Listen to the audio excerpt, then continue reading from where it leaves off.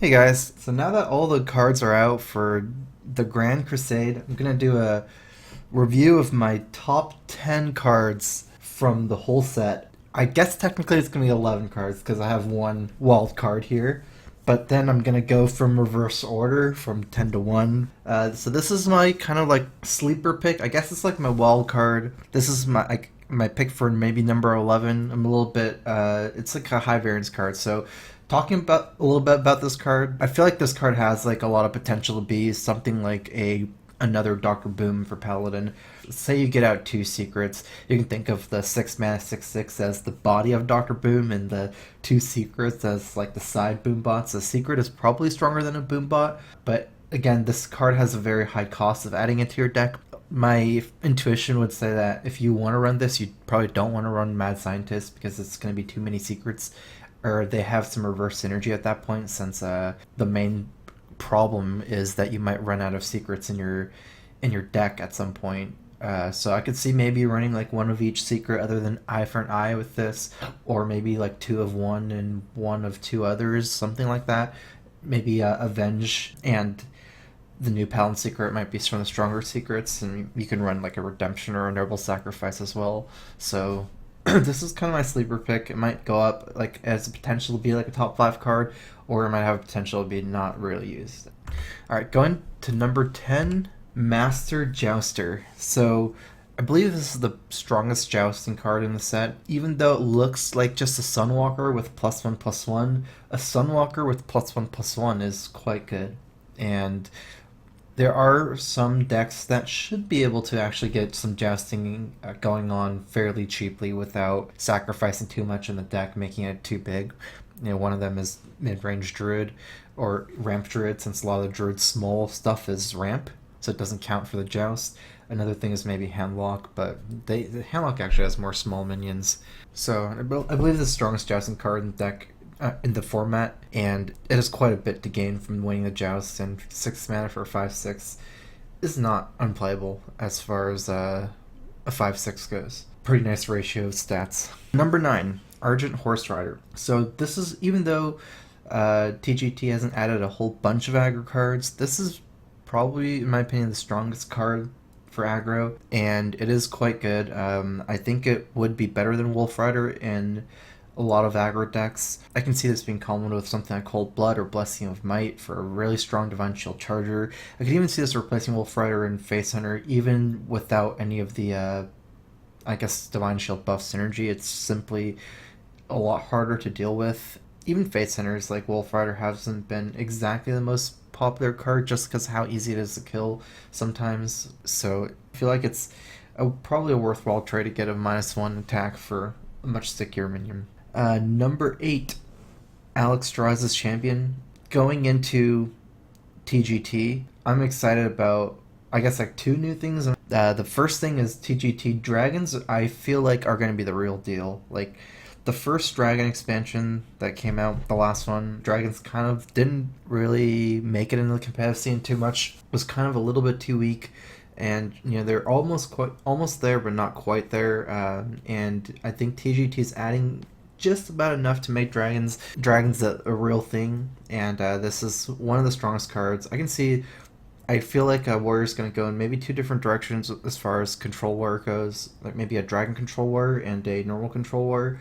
And I'm just talking about the dragon control warrior for this card. I can see it being a very strong mana curve. Let's say turn 2 Alex Strata Champion, turn 3 Blackwing Technician, turn 4 Twilight Guardian, turn 5 Blackwing Corruptor. So you have good cards at every mana cost right now, and I could see the deck cutting some control cards, maybe Shield Slams, maybe Executes, maybe Brawl, like some a bit of control to have like more tempo oriented minion based warrior control, kind of like that. So maybe like no Cruel Taskmasters and Armor Smiths, just a little bit different mana curve, but more strong minion based. And this is insanely strong if you ever get the Battle Cry.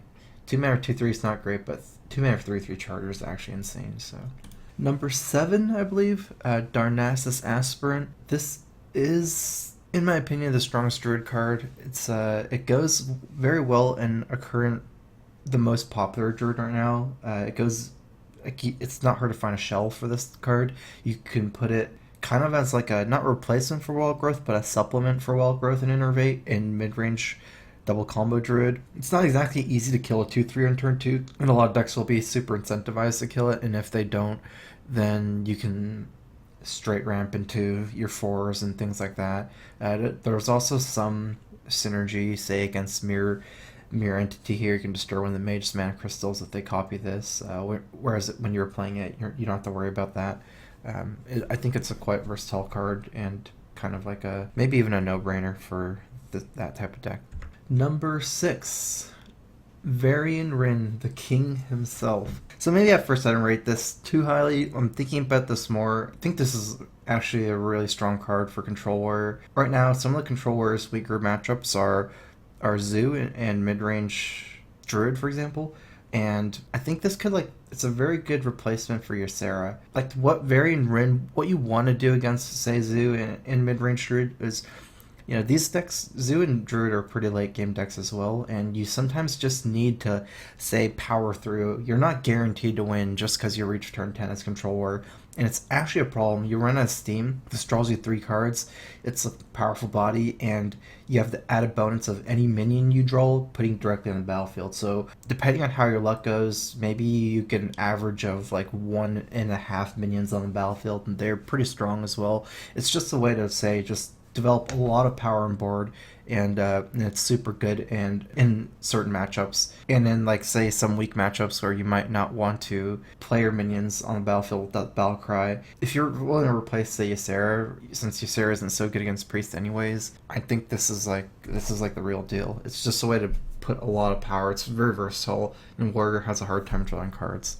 You're not guaranteed to draw minions, so you can just draw some cards and put in your hand too for later. So number 5, Ronin. Thinking like this has a lot of comparisons to both Ragnaros and Toshli, but I do think it's more powerful than Toshli. You get 3 missiles instead of 2 spare parts, but Toshli is more undercosted for the body. And this is weak to BGH, but again, like I guess you can't really compare too easily arcane missiles to spare parts. Arcane missiles are too much better. I feel like this is going to be a corner piece of Tempo Mage, which is actually, I feel like, does get a lot of buffs from TGT as well. I feel like Ronin is kind of like your, like Archmage is like your king and Ronin is like your queen in chess. It's like, you know, Archmage is like your you know, your final finisher. You can actually almost beat any deck in the late game as Tempo Mage, even though it seems like you're an aggro deck. If you think about, if you can get, say, 3 arcane missiles of Ronin, play Archmage, maybe even with an Emperor, it's just way too much damage. 3 arcane missiles of Flamewaker is insane late game if you have to be in top deck modes against Flamewaker. Tempo Mage can make a comeback if you're willing to add enough Flame Strike to your deck, which you should be at this point, I think. So I feel like this is a very strong card. Deals with a lot of problems that Mage has, which is trying to find enough spells to combo with Flamewaker and Archmage Antonidas without, say, using like really bad spells. This is number 4, Tuskar Totemic. So I talked about dragons being one of the things. The second thing of TGT, in my opinion, is going to be mid-range Shaman, and more specifically mid-range Totem Shaman. This is one of the corner pieces of the deck. If you think about how like mid-range Paladin developed, it just, you know, they mid-range Paladin also had 3 corner pieces in GVG. The 3 corner pieces of Paladin were Minibot, Muster, and Quartermaster. This is just one of the like ways that mid-range Shaman is going to be like pushed straight into the competitive scene, like really strong tier 1 deck. I feel 3 mana for 2/3 Battlecry summoning a totem, you know, with a couple of strong totems, extra strong totems now, like Totem Golem, and also being able to get Flame Tongue and Mana Tide. It's just a ton of value, and like it's like a high value card, high tempo card, and you have added benefit of it being a high synergy card as well, because even on its own this card is quite powerful just for the tempo and value gain, and when you combine the fact that you get a totem, this card is really good. So this is my pick for number 4. Number 3 strongest card in TGT, Twilight Guardian. So going back to the dragons and totem theme, this is actually the bridge that dragon decks need. Before Twilight Guardian was out, it was actually a little bit hard to just bridge the gap. There were like big dragons like 9 mana dragons, maybe a Chromagus, which is kind of, you know, hard to use. And then, you know, there's the 2 Aggro Drakes. So as far as like solid dragons go in a dragon deck, you have like 2 Drakes and then you go big dragons. And it's hard to have that many big dragons in your deck. The most important thing here is this is a dragon itself, and is not only is a dragon itself, it benefits from having a dragon. And 3/6 with Taunt, even though it doesn't seem that much better in Sinjin, or say pay 1 more for a Sludge Belcher, it's just 3/6 is actually kind of perfect, because 3/6, you deal with Piloted Shredder on turn 4, you're not even weak to second charge of Death Spite. Even against Druid, for example, when they play a 4-drop and a Hero Power, they can't, like, if this is a 3/5 Ascension, they can use a Shredder and a Hero Power, or Swipe and Hero Power, things like that. 6 is actually really hard to deal with. A lot of 4 damage things in Hearthstone, and then there's a lot of like just +1, you know, to get through that last like 5 damage. Six health things are really hard to deal with. It's also perfect against Grim Patron. It's not just a 3/6 for 4, it has Taunt as well. So it actually, not only does it bridge the gap between Blackwing Technician and Blackwing Corruptor, it also is a very good counter Grim Patron on its own without having to say Sun Fury, a Twilight Drake. And Twilight Drake is you know, much more iffy in any non-Warlock dragon deck, even for dragon control, where you're oftentimes not too confident on the amount of cards in your hand. Alright, number 2 pick is Totem Golem. This is insanely powerful. 2 mana for 3/4 Overload. The important thing here is that it's not only going back on this point, it's not only a strong card on its own right, 2 mana 3/4, it's also a totem. And I'm making a lot of distinctions right now between like tribal distinctions, because they're actually getting to be really important. For example, Twilight Guardian being a dragon and Totem Golem being actually a totem as well. It's much better than a 2 mana for 3/4 1 Overload. And if you're able to get out a 3/4 on turn 2, you can kind of snowball the game. I can see this also going very well with even Totemic Might getting something like a 3/6 as early, kind of like a Circle Blade Master combo. Overload is cheaper than adding a mana, so like technically it's better than a 3 mana 3/4. And even a 3 mana 3/4 Spider Tank kind of style minion is not even bad, considering this is a totem as well. It's very early. At some point now we can really embrace Shaman's like totem strength, and instead of using maybe things like Haunted Creeper, which is always a little bit awkward because, you know, it goes very well with Flame Tongue, but it's not a powerful minion on its own right. Kind of like, I feel like Shaman, you want like powerful minions on their own right. It's like the identity of Shaman, and then you have like filler totems. This is like another threat on its own right, and then you can just spam totems to kind of absorb damage as well. I feel like this will give Shaman one of the strongest early games again, and then it's a totem. And my number 1 pick is going to be the last trinity of the totem, the new totem stuff, Thunder Bluff Valiant. I had a hard time picking between this and Totem Golem as number 1 and number 2, but ultimately I decided to go for the Thunder Bluff Valiant. The Inspire effect on this is insane. Like, it's like a replacement for Bloodlust in a kind of like a totem deck, except for the fact that it's a threat in its own right. It's recurring. It's hard to kill because it's 6 health for 5. Like, if you think about 5-drop minions, there's very few 5-drop minions that are actually harder to kill than Thunder Bluff Valiant. There's very few, say, things with 7 health. You know, for the most part, 6 health is as much as you're going to get as a 5-drop. And 3/6 is actually quite strong. 4/6 or maybe 4/7 is as strong as you get for 5 drops. The cool thing about Thunder Bluff Valiant is you can kind of think of it as the Totem Chord Master. It's reasonable on turn 5. You don't get the immediate buff on turn 5, but again, it's very hard to kill on turn 5. And if you start going to turn 7 with it, because oftentimes you're playing Quartermaster on turn 7 anyways, you can use it, Inspire. The totem that you create gets the +2 attack immediately. It kind of like bloodlusts all your other totems permanently. So it's like, I feel like it's the way to kind of like bridge the weakness of mid-range Shaman. It's not really mid-range a weakness, but it's like the reason why mid-range Paladin can beat control decks going into turn 30 in Fatigue. I feel like Thunder Bluff Valiant provides the same thing, because Thunder Bluff Valiant's a card that can say force an AoE on its own, force a brawl on its own. It's single-handedly an army. Like, it's a card that can single-handedly create an army on its own, like a huge threat on its own.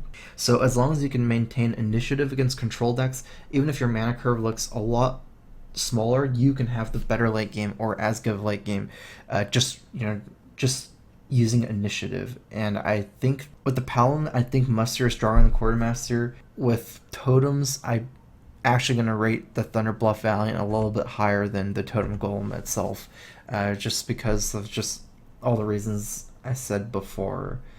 So this is my pick for the strongest card. Two of the decks I feel that are going to be really strong things for are going to be totem-based mid-range shamans and a lot of different control dragon decks.